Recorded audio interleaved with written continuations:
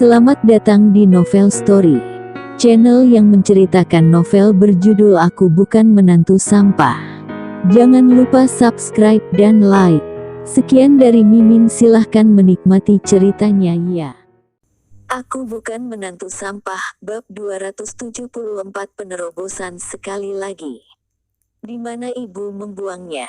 Dia sebenarnya mau jual kepada pembeli barang bekas, tapi orang itu tidak mau, jadi dia menyuruh ayah membuang ke Gunung Kunta. Dewi berkata dengan ekspresi bersalah, bunga di dalam pasti sangat mahal kan? Besok aku beli satu untukmu lagi. Aku pergi cari saja. Rocky tidak sempat banyak berbicara, dia langsung berlari ke pintu. Dewi tak menyangka reaksi dia begitu besar. Dia berdiri dengan tidak tenang dan berteriak, "Kamu jangan pergi lagi, ibuku sudah menghancurkan pot bunga itu dan menuangnya untuk melihat apakah kamu ada simpan uang di dalam. Kamu tak akan menemukannya meskipun kamu mencarinya. Besok aku temani kamu ke pasar bunga untuk beli lagi." Setelah mendengar suara Dewi dari belakang, suasana Rocky menjadi semakin gelisah. Bibit ajaib bagaimana mungkin bisa dibeli? Dia menyesal meletakkan pot bunga itu di rumah. Jika tahu begitu maka dia sudah pindah ke villa di puncak gunung dan membiarkan Paman Ali yang menjaga.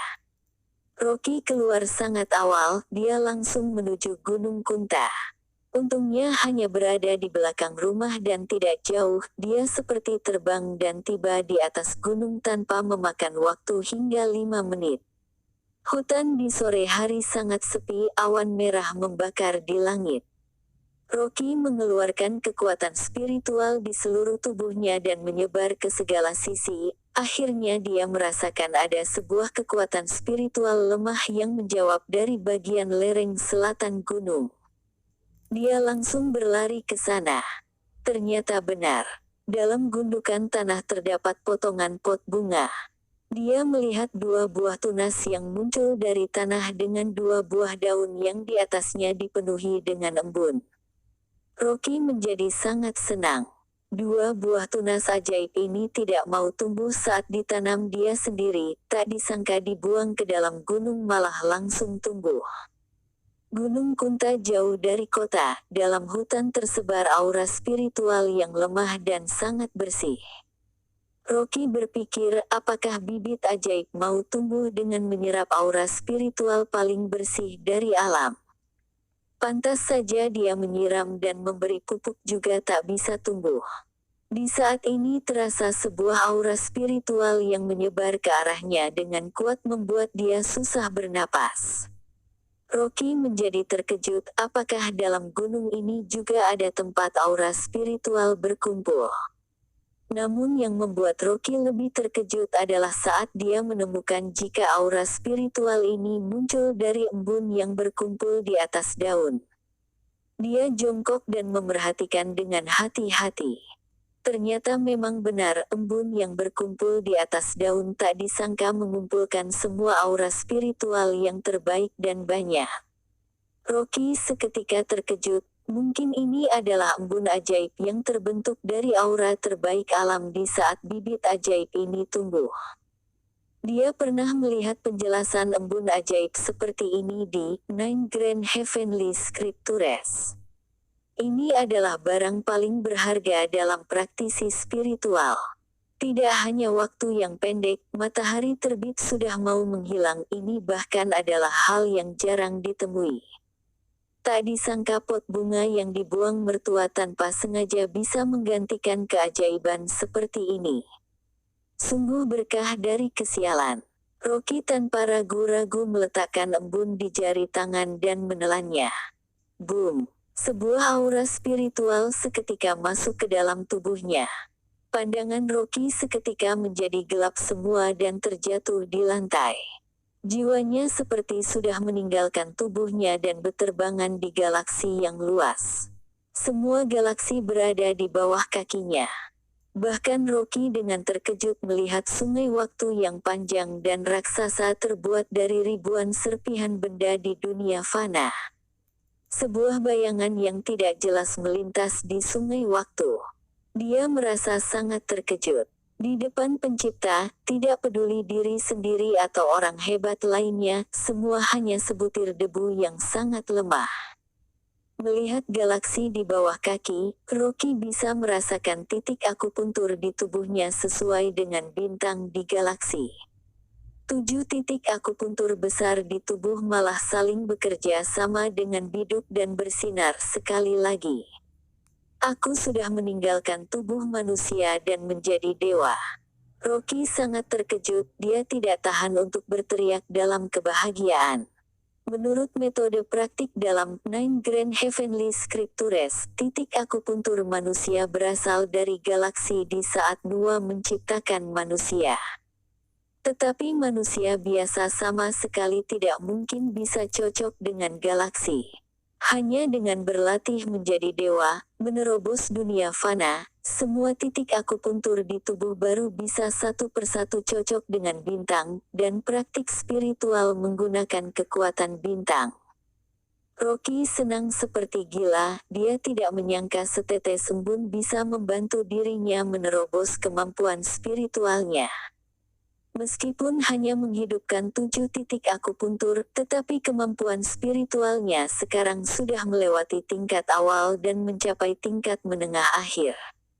Masa hidupnya juga sudah melewati usia 100 dan mencapai 300 hingga 500. Langit sudah menjadi gelap dan dipenuhi dengan puluh ribuan bintang.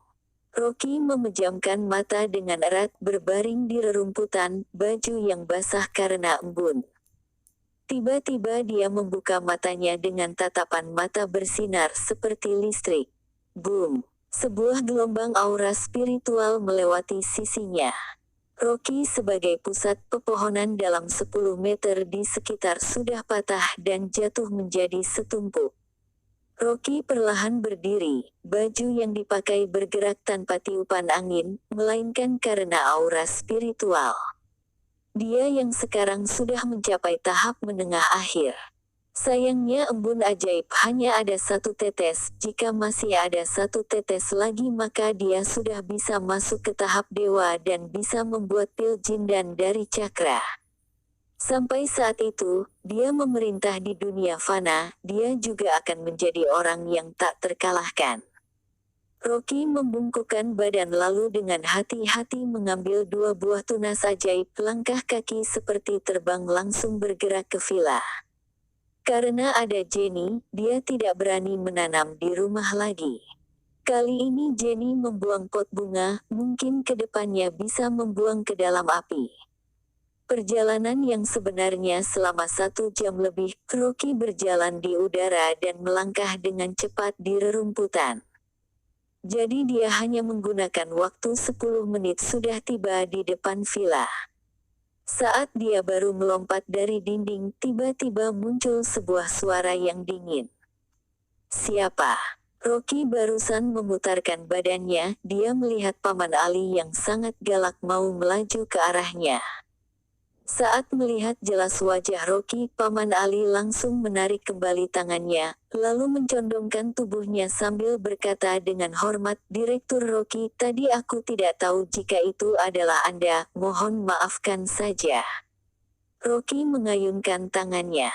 Paman Ali berjaga di villa ini karena diperintah dia. Paman Ali juga memiliki sedikit kemampuan spiritual. Jadi dia langsung bergerak keluar saat mendengar sebuah pergerakan. Rocky memerintah, "Bawakan aku 2 buah pot bunga, aku mau menanamkan 2 buah tunas ini di dalam villa. 2 buah tunas ini sangat penting, kamu harus menjaga dengan baik. Jangan sampai rusak." Paman Ali melihat tunas yang dipegangnya, meskipun tidak tahu benda apa itu, tetapi dilihat dari ekspresi Rocky yang serius, dia juga tahu jika 2 buah bunga ini sangat berharga. Paman Ali langsung mencondongkan tubuhnya dan berkata dengan suara yang berat, "Direktur Rocky, kamu tenang saja, aku akan menjaga dengan baik. Jika ada orang yang berani merebutnya, maka aku akan menjaganya meskipun mengorbankan nyawaku." Rocky menganggukkan kepala, dia tahu setelah penyakit lama Paman Ali sudah pulih, dia sudah berubah banyak. Orang yang bisa mengalahkan Paman Ali di seluruh kota Gopo hanya bisa dihitung dengan jari tangan. Dia menaikkan kepalanya melihat sekitaran. Villa ini dibangun di atas gunung, sekeliling dipenuhi dengan hutan. Ini adalah sebuah lokasi bagus yang bisa menyerap aura spiritual alam.